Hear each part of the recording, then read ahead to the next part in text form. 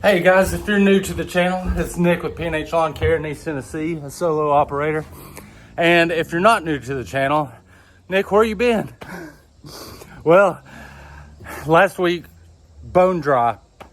So we had a family event out of town. So family obligations come first. So I mowed a little bit on Friday, left out on Friday, got back last night on Monday. It was in Georgia, so family obligations come first. It wasn't a vacation per se, but while we were there, we went ahead and it was in the Atlanta area. So while we were there, I took the wife and kids to the Georgia Aquarium, checked it out, may throw some footage up of that. And Vampire Diaries. Apparently, this is a huge cult classic among, I guess, primarily younger girls. My daughter, I think, has seen it each episode several times, and it was filmed in Covington, Georgia. So while we were that close, she wanted to see it, the town square and everything. So while we went and let her check that out. We ate at the restaurant, toured the little town square, saw all that stuff, and lo and behold, I'm old, y'all know that, and Dukes of Hazzard was a huge hit whenever I was a kid. So of course I grew up standing on the back of a trunk of a car, shooting a fake bow and arrow off of it, trying to be like Bo and Luke Duke. But anyway, part of that was filmed in Covington, Georgia also. And there was a couple of General Lee cars out there. So me and my son went up and was just looking at them. They're like, hey, John Schneider's going to be here in a few minutes. I was like, what? But he showed up, got to meet him and to have our picture made with him and stuff. But apparently Covington, Georgia is like a little Hollywood of the South or something, and The Heat of the Night was filmed there. Remember the Titans. You can go to the Welcome Center and see all the movies that was filmed there, all the TV shows. So it was a really neat experience. But Nick, that has nothing to do with lawn care.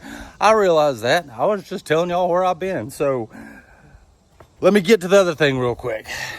My channel has so much interaction with you subscribers, and I love it. 99% of it, I love it. Of course, the 1%, but anyway, that's neither here nor there. So you guys ask a lot of questions, and sometimes in the comments section, we get into a conversation. And one that I thought was worth making a video out of was a conversation I was having the other night. The customer keeps complaining about the price, blah, blah, blah, blah, blah. So that is today's what to do when a customer keeps complaining. So we're going to jump into that. I've got 3 things that I want to cover. And this has nothing to do with the conversation with the individual. I was having the conversation with the individual the other night. This is just my 3 takes on it. Number 1. Do they have legitimate reasons to be complaining? Is it your fault? Number 2, are they complaining about the workmanship that you're doing, being nitpicky, blah, blah, blah? Or number 3, are they constantly complaining about the price? Either you're charging too much for a mow, or they want you to trim the hedges and you price it to them. Oh, that's way too much. So is it your fault? Price and craftsmanship. Let's get into that, okay, guys? But how do we go from bone flipping dry last week and I'm mowing dust and skipping yards to y'all saw the mower covered in wet grass? So let's get to work, all right? And we'll have a good discussion along the way. All right, customers constantly complaining. How to handle it. Number 1, is it your fault? And again, this has nothing to do with the conversation had the other evening. This is just, for example, is it your fault? Many of y'all that follow me on here, this is your first or second year in lawn care, so you're still learning. So maybe you're still making those, whenever you turn around on your 0 turn, you're making those stress marks in the yard. You haven't fully mastered the 3-point turn. Or you're mowing wet grass and you're turning and you're causing those stress marks in the grass that will eventually lead to bald spots in the grass. Possibly you're doing that. you're not getting far enough away. If you don't have a chute blocker, you're not making two passes, throwing the grass out into the yard, and some of it's getting into the mulch beds. There's a variety of reasons that they could be complaining that it's your fault. So as opposed to taking offense to it and wanting to get rid of the customer, look at it more as constructive criticism, I guess I should say, and look to see how, oh yeah, I can see that. Offer to, if it is stress marks or bald spots in the yard, offer to repair them, and just take their complaint and use it as a learning situation and get better. I've had these three examples that I'm going to go over with. I'm speaking from experience. So a lawn that I show frequently, I just left. I got that lawn because she didn't like the way the previous lawn care provider was doing the trimming. Now, I didn't see anything wrong with it personally. I even talked to him and I was like, no, I see nothing wrong with it, but it wasn't the way she wanted it. So I worked with her like I did it the first time. Hey, what do you think? Well, this is still not right. Second time, yeah, you're getting there. Then after that, the issue just kind of went away. So not all the time are they needy or nitpicky, or they just want their yard done a certain way. And if you'll work with them, and I'm not saying this is every situation, but like whenever you first get a new yard, it takes you one or two times to mow it to learn the yard, right? You've got to learn where the holes are so you can float the deck and not scalp the yard, or you've got to learn where the roots are so you don't mess up your blades. You also have to learn the customer, and there are certain things that they want done a certain way. So you kind of got to learn your customer just like you're learning the yard, how they want it. And more times than not, you can work through that situation, that complaining, and develop a good service provider client relationship. More times than not. And it's happened to me. I'm sure it's happened to many of you. So see if you can work through that. If it persists and persists and persists, that's what we're getting to next. So maybe it's you. Number one, maybe it's you. Number two, we're getting to they're constantly complaining. You never do anything right. That's number two. Let's go.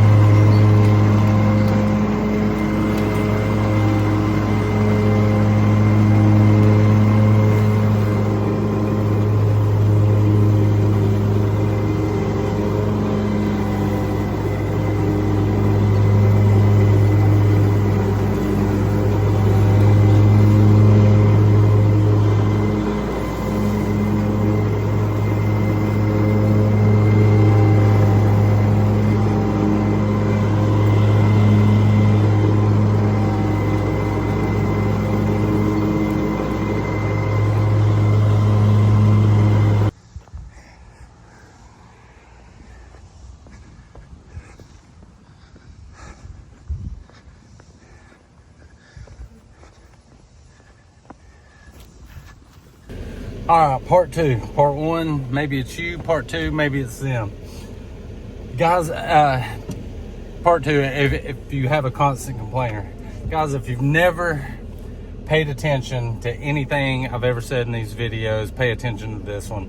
Remember, write it down, take a picture, whatever. Do not keep a yard that causes you anxiety, causes you dread, keeps you up at night. Oh, I've got to go mow that yard tomorrow. Not because of the yard, because all of us have yards we dread, but because of a customer. If you're having weekly or more than weekly conversations with your spouse, with your friends, with whomever, about how you dread doing a yard because of the customer, or they cause you anxiety. You can't sleep at night because you being bothered by it. Drop that freaking yard. It's not worth it, because they're only paying you to mow the grass. They're not paying you for the time that you're mentally beating yourself up over it. Now, y'all know, you guys that's been in the industry a long time, and you guys will find out or are experiencing, if you're in your first year or two, whenever you start out, your biggest fear is, one, being dropped by a customer. Oh my God, I got dropped by a customer. What am I going to do? I can't replace them. And number two, I've got to fire a customer. Oh, this is awful. I don't want to have this conversation. Guys, after you've been doing this for a while, you will discover that sometimes getting fired by a customer is the biggest blessing that they could ever give you. You're like, whew, you feel this weight lifted off your shoulders. You're like, oh my God, I didn't even have to have the conversation. They fired me. Woohoo! The second one is you've got to fire them. Yes, it's a tough conversation to have, to fire a customer, but a lot of times, not always, but sometimes, whenever you go to let that customer go, they'll get real snippy with you, downright hateful. And again, guys that's been in this business a long time, if you're good, you do quality work, your phone rings. And I told this to the guy the other night, and I said, you'll have that customer replaced before the night's over. I've gotten ticked off, and I do not recommend saying this. First and foremost, sometimes I have let my temper get the best of me in these situations where a customer was, let's say, a butthole to me after I've nicely let them go, and then they were happy with my service until I let them go, and then they proceed to tell me how awful I was. I told them, I can replace you before I'm off the street. And ironically, literally, I wasn't to the stop sign at the end of their street, and I'd already replaced them. So that's it. But we're talking about customers that are constant nitpickers. You didn't close the gate last time you were here. So each week you've got to start taking a picture of the gate to prove that you closed it.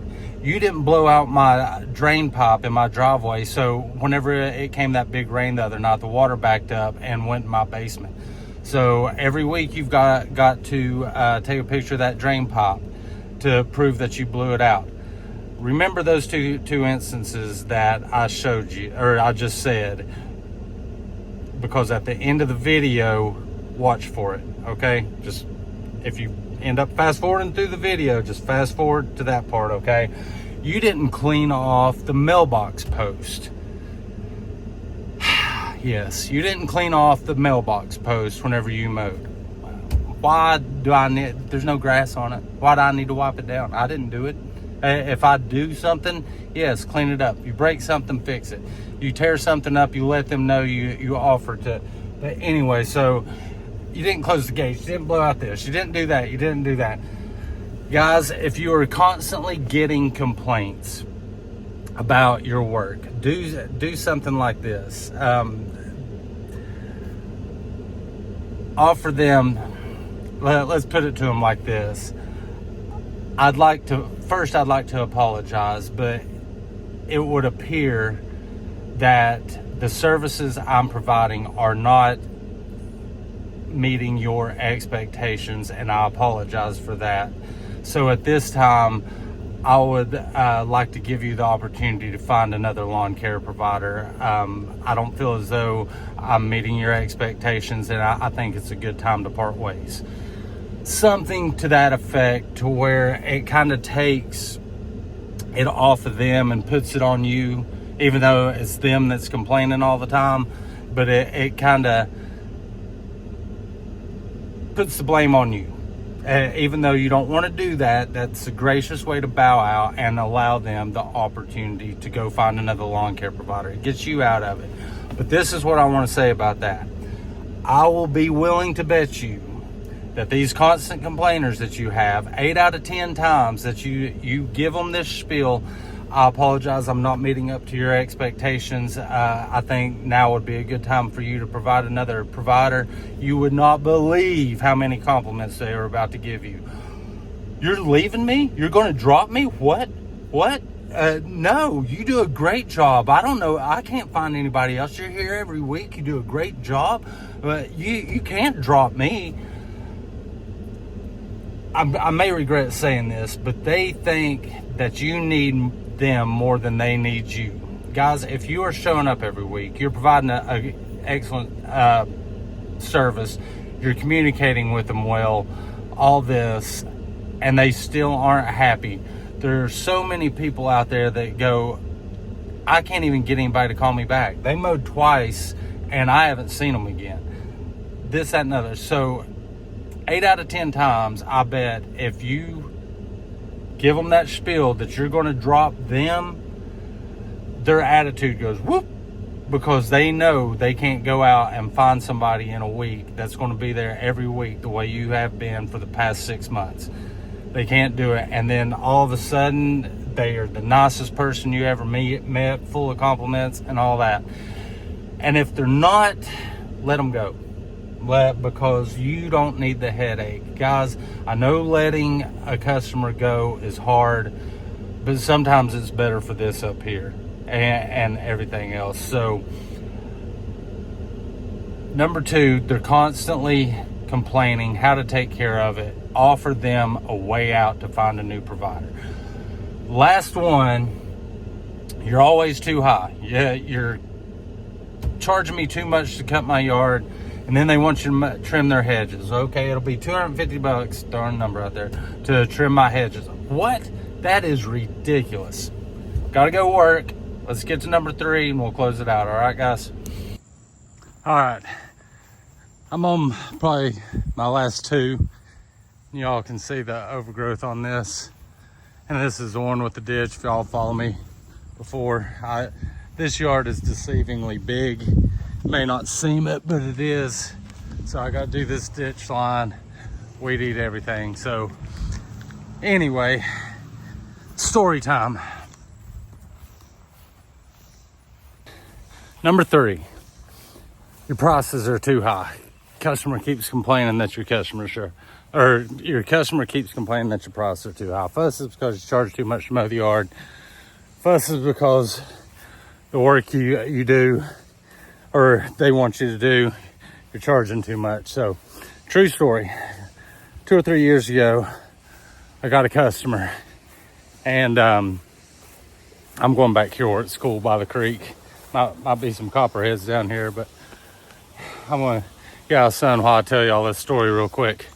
So 2 or 3 years ago, I picked up a lady, and I'm not going to tell too much detail on it in case who all's watching. So I started mowing her yard, mowed it for a few weeks, couple months maybe, and she's like, I want all this done, this hedge trimming, blah blah blah, all this stuff done. I said, okay, I'll come over Sunday night, we'll walk the property, I'll bring my notepad, and we'll get a game plan for it. She's like, okay. So I go over, I've got my notepad, and we're walking around. She's pointing out, I want this done, I want this done, I want this done, blah blah blah. Little over an hour later, I was like, okay, so I'll go home tonight, go over all my notes, I'll type up the estimate, and I'll email it to you later this evening. Is that all right? And she just looks at me with this most puzzled look, and was like, well, the guy that used to mow my yard did all this for $500. I just closed my book. I went, no, we're nowhere near $500 on this. And she was like, what do you mean? And I said, well, you see this tree job that you want me to do right here? This tree job is going to require me getting on a 12-foot ladder. I'm going to be up and down it. There's a risk involved. I'm going to be holding a long hedge trimmer while I'm on this ladder. That job right there is at least $250 just for that, let alone this, and this. And she was like, oh, no. He trimmed that tree for $20. I was like, okay, I clearly we're going nowhere with this. So, and she goes, well, what was your ballpark figure? I was like, I'm starting at 1,500 right now, and whenever I go home, this is going to probably be in excess of $2,000. Oh, no, that's unreasonable. That's unreasonable. Long story short, because y'all know I get long-winded. A few days later, she calls me up and is like, Nick, I found somebody to do all that job for $500, and they're not going to do it unless they get the weekly yard mowing as well. So I'm letting them have the yard, and they're going to do the tree trimming. But thank you for your service. I was like, okay, cool, no problem. Best of luck to you. Thank you for your business in the past. Catch you later. Of course, the property is in my neighborhood along my route. So I drive by this day, I drive by this way. So it's been a week. I'm driving by 2 weeks. I'm driving by 3 weeks. I'm driving by. The hedges aren't trimmed. The grass isn't cut. Like a month later, everything's completely overgrown. I've just washed my hands of it. So guys, if they are complaining about your prices being too high, this is what I suggest to you. I understand that you feel I'm more expensive than what you think it should be. You are welcome to go out and get some more price quotes. I totally understand. I won't be offended. It's in the best interest of you. I may be higher than some, but cheaper than others. But keep in mind, I'm licensed, I'm insured, I do a great job. You trust me with your lawn, blah, blah, blah. Let them go out and find out how much other people are charging. And if they go with that guy that says, yeah, I can do it for $500, let them go, because they're going with Chuck instead of you. Probably ain't gonna be a good fit anyway. So don't cry over spilled milk on it. It's probably best in the end, because something else would have come up. So invite them to get other quotes. Whenever I go out to do a bid, I'm like, are you getting other quotes on it? Yeah, I am. Okay, great. Just let me know what's up. So guys, I'll try and recap here. It might be you. If you're new to this, or even if you're not new to this like me, I have some yards that I've mowed between 7 and 10 years, and I'll back the Skag into the trailer and I'm like, are you freaking kidding me? I forgot to get the section over by, and I've mowed it for 7 to 10 years. Or you're putting those stress spots in, or whatever the case may be. First, do your best to work with the customer, use it as a learning experience, and see if you can work through it. If they're just being unreasonable, then see ya. Number two, they're nitpicky about everything.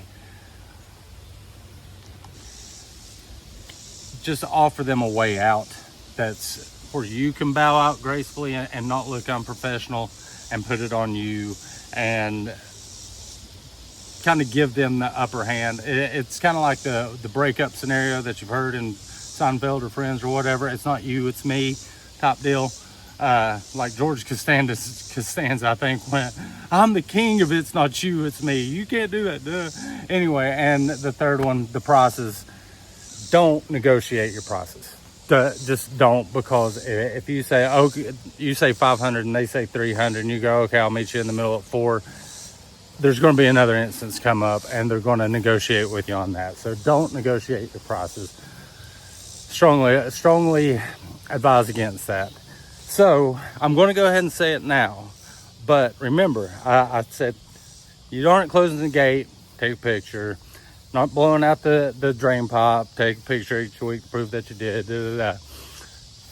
Stay tuned. I'm going to put that at the end of it, because it's coming up. Be sure to hit the like button. I'd love it if you'd subscribe, and keep watching, but I'll catch you guys on the next one. All right.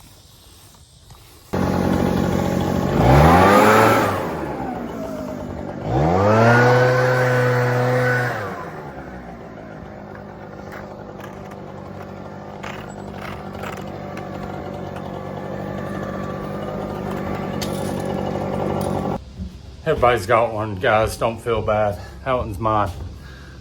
Thanks for watching, y'all. Appreciate it.